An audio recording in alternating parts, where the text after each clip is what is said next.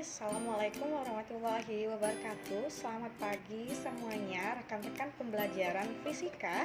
Dan kali ini kita berjumpa lagi dengan pembelajaran fisika, masih bersama dengan saya R.A. Sania Noviana. Dan kita pada hari ini akan membahas soal fisika tentunya ya. Pada hari ini bahasan soal fisika kita terkait namanya GHS atau getaran harmonis sederhana. Mungkin bagi rekan-rekan semuanya tidak begitu asing lagi dengan materi GHS karena kalian dimanapun berada pasti sudah mempelajarinya nih di waktu kelas 10 SMA tentunya kan.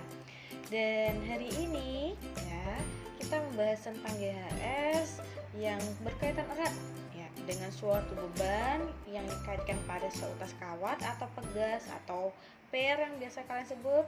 Kemudian ketika diberikan gaya, kemudian gaya itu berlepas, maka akan terjadi getaran secara periodik berulang dengan satu arah secara bolak-balik gitu. Nah, ini ada bunyi soalnya, ya ada bunyi soalnya. Mari kita simak terlebih dahulu soal di mana ada sebuah bola katanya. Tapi di sini ilustrasinya balok nih. Boleh nggak kita ganti? Boleh. Gitu ya. Penawaran adik-adik, rekan-rekan semuanya gimana lebih mudahnya. Sebuah balok bermasa 20 gram digantung pada seutas pegas. Lalu balok ditarik ke bawah dari kedudukan setimbang. Kapan dia setimbang? Pada saat ya pegas itu sudah diberikan beban dan bebannya itu masih ditahan agar tidak mengunyut ke bawah. Nah, itu masih dalam keadaan setimbang. Ketika sudah diberikan gaya untuk melar ke bawah, itu bukan lagi kedudukan setimbang. Oke. Kemudian pegasnya dilepaskan. Oke, bebannya gaya pegasnya dilepasin. Nah, lepasin, ternyata saat melepas gitu kan, pegasnya itu membentuk getaran tunggal. Kenapa getaran tunggal? Karena dia bergerak naik turun secara periodik terus menerus. Nah, itu merupakan getaran yang tunggal dengan frekuensi katanya yang terbentuk sebesar 32 Hz. Jika bola tersebut diganti katanya atau balok itu diganti dengan balok bermasa lebih besar alias 80 gram, berapa frekuensi yang akan dihasilkan? Oke, kita ingetin lagi nih. Kita analisis terlebih dahulu data-datanya. Yang pertama kita miliki massa sebesar 20 gram. Ingat kalau massa selalu satuannya pakai kilo. Berarti kita konversi dulu. Kita konversi ke kilo jadi 0,02 kilo. Tadi ada frekuensi. Pada saat massa 20, kita memiliki frekuensi 32 Hz. Berarti itu F1, M1, F1. Terus ada massa kedua. Massa keduanya 80 kilo. 80 kilo. Soalnya saya ulangi 80 gram alias 0,08 kilo. Nah, yang menjadi pertanyaan adalah berapa frekuensi yang terjadi pada massa kedua alias frekuensi kedua apabila massanya sebesar 0,08 kilo. Mari ya, kita ingat lagi rumusan. Rumus apa nih? Rumus frekuensi pada getaran harmonis. Ingat kan kalau frekuensi pada getaran harmonis bernilai 1/2 pi akar dari K konstanta pegas dan M sebagai massa pegas. Nah, berhubung kita di sini ada dua keadaan, ada yang pertama dan ada yang kedua, berarti kita cari satu persatu dulu nih. Nah, untuk yang pertama ya, kita memerlukan nilai konstanta pegas. Kenapa? Karena kita tidak memiliki nilai K itu sendiri. Makanya kita cari nilai K. Pakai rumus apa? Pakai rumus frekuensi. Tetap pakai rumus frekuensi ya, ini diambil atau diumpamakan, dimisalkan dengan sebagai frekuensi pertama 1/2 pi akar Kn. Yang mau kita cari adalah nilai K-nya. Nah, kita keluarkan terlebih dahulu akar yang mengindikasi pada K dan M. Oke, kita keluarkan nilai akar. Akar kan nilainya 2. Berarti kita keluarkan sehingga apa nih? Angka 2-nya itu milik dari frekuensi pertama. Sehingga pada ruas kiri hadapan kita memiliki frekuensi pertama kuadrat. Sama dengan 1/4 pi. Dari mana 4 pi? Dari 2 tadi. Akar tadi kita kalikan 2 di sini dulu. Jadi 2 kali 2 4. Pi jadi 1/4 Pi.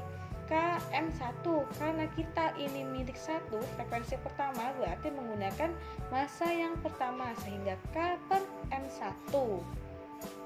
Nah, kalau udah sampai di sini, kita tinggal eksekusi aja. Kita kan perlunya K, berarti K-nya tinggal pindah ruas.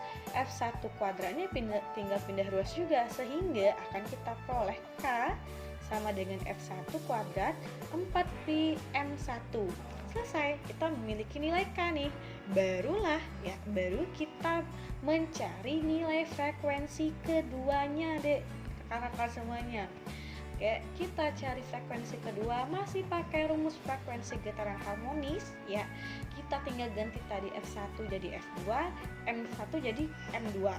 Oke, sampai sini tinggal masukkan huruf atau nilaian K tadi.